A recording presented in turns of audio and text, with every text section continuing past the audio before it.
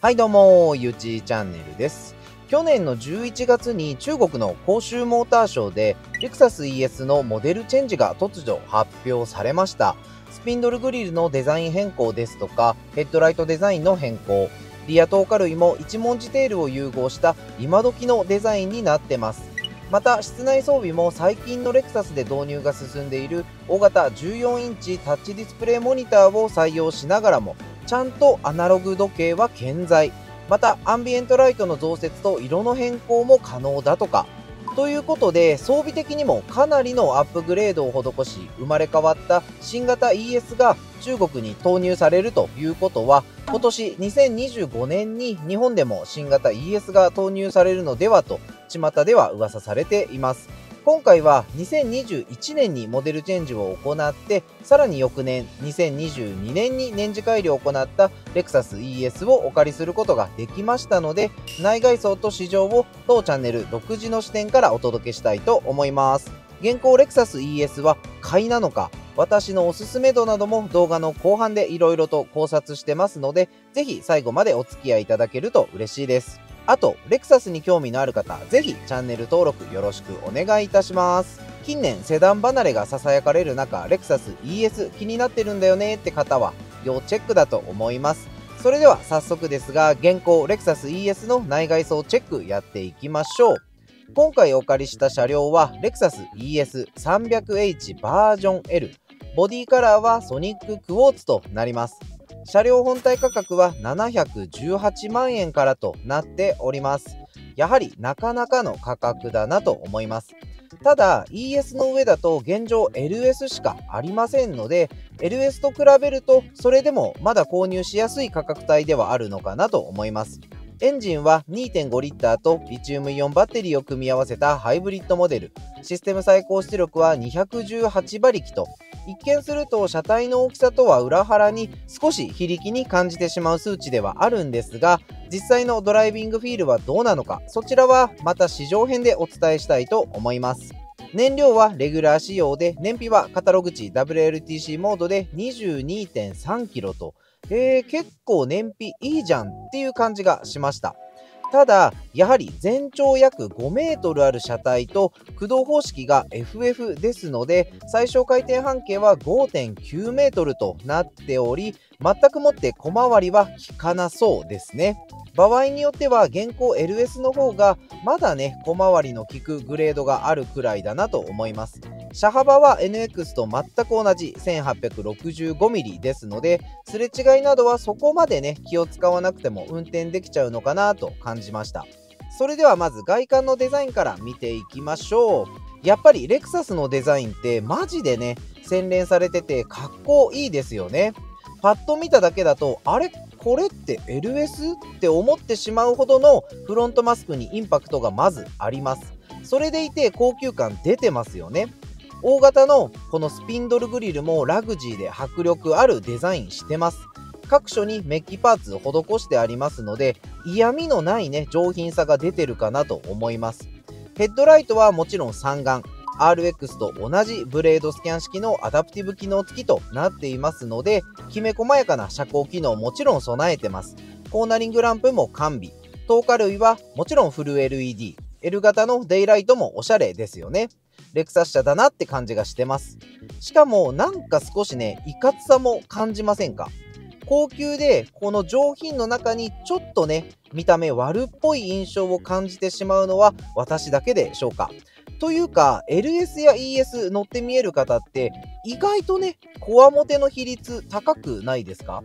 特にね、スモーク貼ってたりゾロ目ナンバーですとか自公式ナンバーだともう 90% 怖そうな人が乗ってる印象があります。まあね、私の勝手なこれ偏見なんですけど、とにかく見た目はガチでラグジーで迫力満点。このフロントマスク LS にも引けを取らないマスクデザインとなっています。この外観が好きで ES を選ばれる方も結構いらっしゃるんじゃないかなと思います。サイドミラーは上下2色で塗り分けられています。窓枠はメッキモールで加色され高級感出てますよね。ボディにはフロントからリアに向けて流れるような水平基調のキャラクターラインが上下入ってます。タイヤは 23545R18 インチダンロップ SP スポーツマックスとなっています。アルミもクロームメタリック塗装されてて上品な印象です。乗り心地やロードノイズに関してはまた試乗編で詳しくお伝えしたいかなと思います。続いて ES のサイドから見た感じはこのような感じとなっています。ロングボディなので見た目の迫力がまずありますよ。てかセダン車もね普通にかっこいいんですよね。これでねリセールさえ良ければ全然セダン車所有してもいいなと思っちゃいますね。NX と同じで乗れる乗員は変わりないですし、昔のようなねセダンブームがまた来るとね、私も SUV からセダンへ乗り換えるといったことが起きるかもしれないです。続いてリアデザインなんですが、いやねスタイリッシュでねこれ普通にかっこよくないですか？テールレンズも L マーク基調となってまして、もうこの辺りがねレクサス車って感じがしてます。もちろんウインカー含めてフル LED 仕様ですし、下部はメッキのバンパーモール、真ん中もね一文字のようにメッキモールでこう加色されてて上品な感じが出てます。少し丸みのあるリアボディ形状、キャラクターラインもいい感じだと思います。シャークフィンアンテナは上にさりげなくついてます。マフラーの方は見えないデザインなんですが、左下の方にちゃんとついてますね。フロントマスクの大胆で迫力のあるデザインとは打って変わって落ち着いた印象なんだけど、ところどころにレクサスを感じさせてくれるデザインが私としては好印象ですね。それでは気になるインテリアについても確認していきたいと思います。フロント席鍵穴は見えないタイプなんですが、E ラッチではないですね。ただこちらでタッチして施錠解錠できるような形となっています。ちょっとね風が強くて寒いのでもう入りましょう。運転席ドア開けるとドア周りこのような形となっています。そうですね、全体的に今回の車両は内装がブラックとなってますので、ドアのトリムの部分も全てねブラック基調となっています。でよく見ると白のステッチがこう入ってて、下にねシルバー化色されてます。ドアのインナーハンドルもサテンメッキ化色されてますね。シートメモリーは3名分用意されてます。ドアのスイッチなんですが、こちらもねちょっと木目調みたいなパネルとピアノブラックのパネルで化色されてますね。スイッチ類自体はサテンメッキで化色されているような形となっています。ちなみにドアはワンタッチフルオープンしっかり対応してますね。ドア下部には収納の方もしっかりついてますし、カーテンシランプもついてますね。スピーカーの方の加色とかは特にないようですね。こちらの車両はマーク・レビンソンプレミアムサウンドシステムはついてませんので、至って普通な感じですね。スカーフプレートはレクサスのスカーフプレートついてます。こちらの車両は F スポーツではありませんので、通常のねペダルとなっています。でシートはねもちろんパワーシートしっかりついてます。スイッチ類もピアノブラックで加色されてますね。ランバーサポート機能もついてます。でこちらでこうね足元のところですね、膝下の部分を伸ばしたり縮めたりできるような機能もついてます。現行のレクサス ES フロント席の前景はこのような感じとなっています。内装がねオールブラック基調ですのでちょっとね映像映えはしないんですが、黒内装も結構高級感ありますよ。今の SUV 勢、NX ですとか RX、LBX とかと比べてしまうとどうしてもね開発時期の違いもあって一世代古い印象を感じちゃうんですけど、レクサスそのものに詳しくない人が見たらこれでもね全然高級感あるじゃんってなると思います。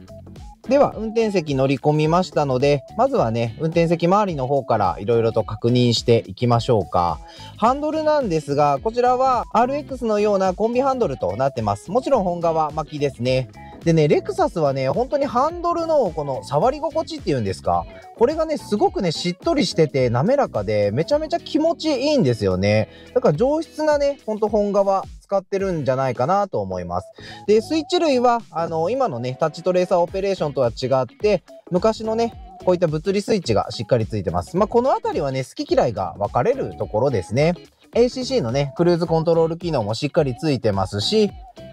レーントレーシングアシストもついてます。レーンキープアシストもしっかりついてますね。クルーズコントロールのスイッチもしっかりあります。そしてメーターなんですが、こちらのメーターはね、これ何インチ相当になるんですかね。全体で見れば7インチ、8インチぐらいですかね。センターメーターも多分これ真ん中は液晶だと思います。で、左側にディスプレイ関係のモニターがついてる感じですね。右側はもうアナログメーターっていう感じがします。この辺りはね、本当にね、ちょっと一世代前のメーターだなという、ちょっと古臭い感じがね、どうしても漂ってしまいますね。タコメーターとハイブリッドメーターの表示切り替えがついてたり、左側のインフォメーションディスプレイで、こういった感じで、いろいろと情報を切り替えることはできるようになっています。フル液晶メーターではありませんので、情報量の表示はどうしてもね、限界があります。この左側のね、ちっちゃいメーターディスプレイでしか表示できませんので、この辺はね、システム上仕方ないのかなって思います。でも、必要な情報にはハンドルスイッチですぐにアクセスできますので、現状ね、運転してて特に困ることはないのかなと感じます。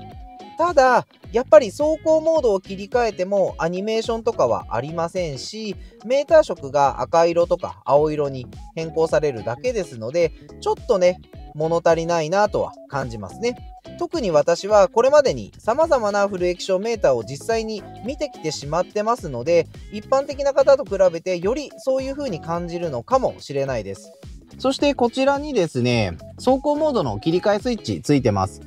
スポーツとノーマルとエコですね。この辺は UX みたいな感じですね。でも物理スイッチでついてた方がやっぱ扱いやすいですよね。このディスプレイの方の中にね、入ってしまうと、走行モード切り替えるのもちょっとめんどくさいですし、かといってね、タッチトレーサーオペレーションに割り振るのもめんどくさいんで、その時のね、直感でキュッキュッと変えられるのがいいですね。運転席右側にはモニター切り替えスイッチや AC100V のスイッチがついてます。下部には給油口のスイッチとテールゲートを開けるスイッチとなってますね。続いてナビ画面ですが、12.3 インチのタッチ式ディスプレイナビプラスとなってます。新しい世代のディスプレイナビプラスとなってますので、操作性も滑らかで、画面はガラス素材となってます。NX とね、同じタイプですね。そして、このアナログ時計をね、しっかりと残してあるっていうのはいいですよね。中国で発表された新型 ES も14インチの大型ナビにアップグレードされてたんですが、アナログ時計はね、しっかり残されてました。個人的には SUV にもね、このアナログ時計取り入れてほしいなと感じました。続いてエアコン周りなんですけど、ナノイーは完備してます。で、ハザードランプもこうね、押すと点灯する形ですね。で、エアコンの温度調節とかは、こちらでね、物理スイッチのダイヤルついてます。で、こう上に上げたり下に上げたりって、直感的にはこの方が操作しやすいですね。ただどうしても、このね、インパネ自体のイメージが、やっぱりね、一世代前の、ちょっと古臭い形のイメージになりがちですね。今のはね、もう本当にシームレスでスタイリッシュな形で、ボタン類がね、ほとんどこういった形で配置されてませんので、で、ボリュームボタンとかはここについてます。で、その下がですね、シートヒーターとシートエアコン、ベンチレーションの機能ですね。両方ともフロント席、助手席と3段階機能でついてます。こんな感じでですね。この辺りは高級車といったところですね。さすがですね。そしてセンターコンソール周りなんですが、シフトはね、このガチャガチャっとやる形ですね。で、バックに入れるともちろんパノラミックビューモニターついてます。で、レンジ改良で床下透過機能もつきましたので、すごくね、快適になったんじゃないかなと思います。ドリンクホルダーは縦型2つ置くタイプですね。周りはピアノブラックで加色されてます。で、一応爪もついてますね。そこもクッション性のあるイオンがしにくいタイプの形になってます。で、こちらは物置ですかね。ここにもしかしたら置くだけ充電がつくんですかね。この車両ちょっとついてなかったので、で、コンソールの方は両方から観音開き対応で、USB のタイプ C が2口と AC ソケットがついてます。もちろん中はね、しっかり肝仕上げされてます。続いて助手席周り見ていきましょうか。今回のこちらの ES300H は全てねブラックを基調とした内装色となってますので、本当でしたらねヘーゼルとかね赤系の内装とかだともっと華やかにね映像的にも映るかと思うんですが、とてもシックな、あまりね映像的には見栄えの良くないブラック基調の内装となってます。ただね触り心地いいですし、本革シートですのでね、すごい質感高いと思います。ステッチも入ってますしね。で、助手席前のボードとかも、前の方にね、木目のパネルが入ってて、もうこの辺り全部ソフトパッドです。すごい柔らかい形の仕様になってます。さすが高級セダン車ですよね。助手席のリクライニングの調整がですね、後席からもしくは運転席側からね、調節できるように、クラウンスポーツと同じようなね、こういったスイッチしっかりついてます。これね、便利ですよね。来年の NX の年次改良でつかないですかね、この助手席のリクライニングのボタン欲しいですよね。それでは続いてオーバーヘッド周り見ていきましょうか。ルーフはですね、ジャージ素材ですね。で、ルーフの色はちょっと白系の内装となってますね。で、バイザーの方もしっかりね、ジャージ素材となってます。で、もちろん照明付きとなってますね。そしてデジタルインナーミラーですね。オプションで装備されています。解像度も比較的綺麗じゃないかなと思います。世代が前の方にしてはですね。そして照明もこのようにね、タッチ式となってます。この辺りはね、今の世代と同じような形ですね。こちらはムーンルーフがついてますので、ちょっとね、開けてみたいかなと思います。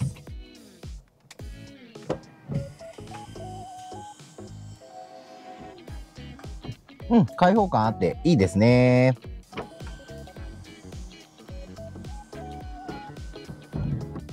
で、開けることも閉めることもできますし、このようにね、シルトとかもできますのでね。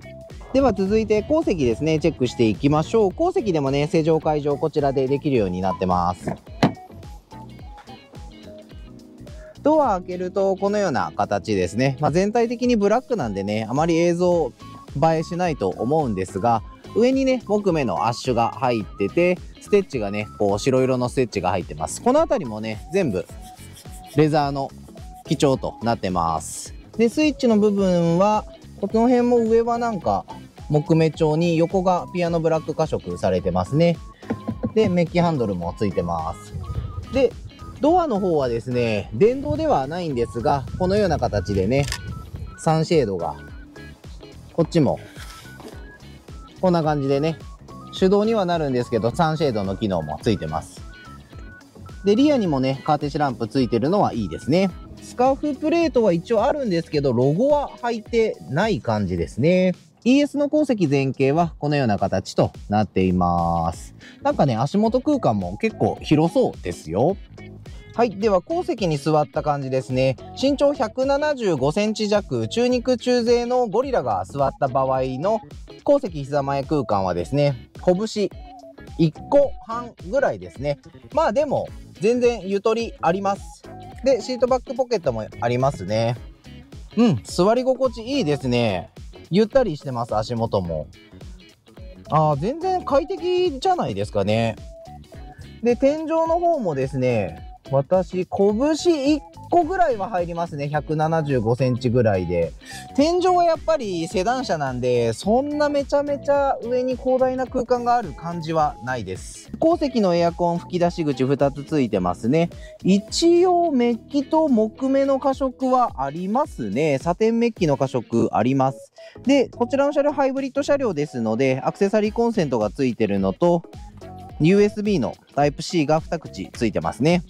そして新型 ES の後席はですね、こちらは標準で全部ついてるのかな、オプションなのかな。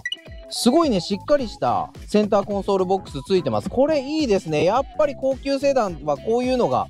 あった方がいいですね。で、レクサスのロゴもね、しっかり入ってます。ドリンクホルダーも2口カパッと開いて、もうちょっとね加色があると高級感出るかなと思うんですけど、世代的にはねもうこれで全然十分じゃないですかね。で、こちらはシートヒーターはついてますね。シートヒーターは3段階でついてて、リクライニングも電動でいけますね。ただマックスで倒したとしてもそんなめちゃめちゃ倒れる感じはしないです。で、後席のエアコンの温度調節もできるんだ。ということはトリプルゾーンってことですね。トリプルゾーンのエアコンがついてます。フロントは運転席、助手席と。で、後席は後席で温度変えられるっていうことですね。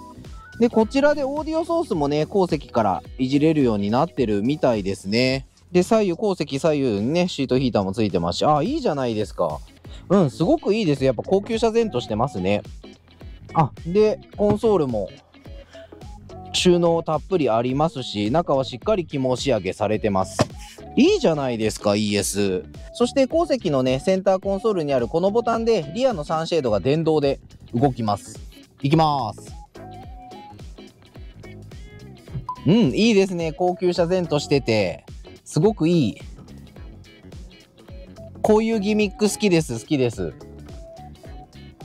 ょっと日差しが眩しいので入れときましょうか。そして後席の照明はこちらはスイッチ式なんですね。でもしっかり LED ですね。最後ラゲッジの方も軽く紹介したいと思います。電動テールゲートはねついてますね。こちらにスイッチもついてますのでね。で、収納の方も奥行きもしっかりあってたっぷり入りそうな感じですね。で、右側には AC100V のアクセサリーコンセントが1個ついてて、下は収納できないですね。工具類が入ってる感じですね。ということで、今回は現行レクサス ES の内外装を簡単ですがご紹介させていただきましたが、いかがだったでしょうか。個人的には外観のスタイルはガチでかっこいいじゃんと感じましたね。車両の全長が約5メートルと長いので、どこから見ても迫力のある外観となってます。ただ LS と比較すると LS は ES よりもさらに26センチも全長が長いので、もっとね迫力を感じるのかもしれないです。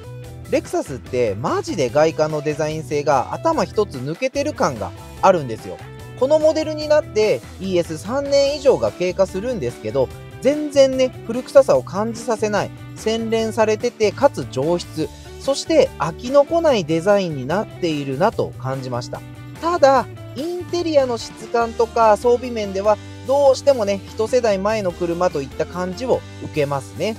安全装備もプロアクティブドライビングアシストは装備されていませんし、予防安全装備も古い世代のままとなってます。あと夜間のアンビエントライトの少なさにはねちょっとびっくりしました。夜走行すると足元とメーター以外は真っ暗となってます。ですので私的には正直今 ES を買おうかなとそう思われている方はちょっとね踏みとどまった方が安牌かなと思います。現状の装備やエンジンスペックに700万円、ぶっちゃけオプションや初期用を入れると800万近い乗り出し価格となりますので、それだったら広州モーターショーでお披露目された新型 ES の日本導入を待った方が絶対にいい買い物となるような気がします。ただ今回の現行 ES 中古で購入するのは全くもってありよりのありだと思います。2022年式で走行距離3万キロ以下、グーとかカーセンサーで探せば400万から500万で全然出てきます。乗り出し価格約800万の車で現行モデルが4、500万で購入できるっていうのはやはりねセダンモデルだからかなと思います。人気の SUV ではこうはいかないですからね。それだけ中古市場ではセダン車の人気がないということなんでしょうけど、セダン車が好きな方からしたらもうねこの機を逃す手はないなと思いませんか。今だからこそ国産高級セダンが新車の約半額で購入できちゃうんですから、現行 ES に興味のある方はねぜひ程度のいい中古車が狙い目ですので購入検討してみてください。もちろん IS とか LS の中古も当然おすすめではあります。かなりねお買い得な価格となっているモデルもありますので、例えば社会人1年目の本当にね若い方ですとか、現状予算が300万円くらいしかないんだけどレクサス車に乗りたいんだよなと思ってらっしゃる方はとりあえずね一度検索してみてもいいんじゃないのかなと思います。最後までご視聴いただきありがとうございます。こんな感じで当チャンネルではレクサス関連のあれこれを自由気ままに毎週配信しております。それではまた次回の動画でお会いしましょう。またねー。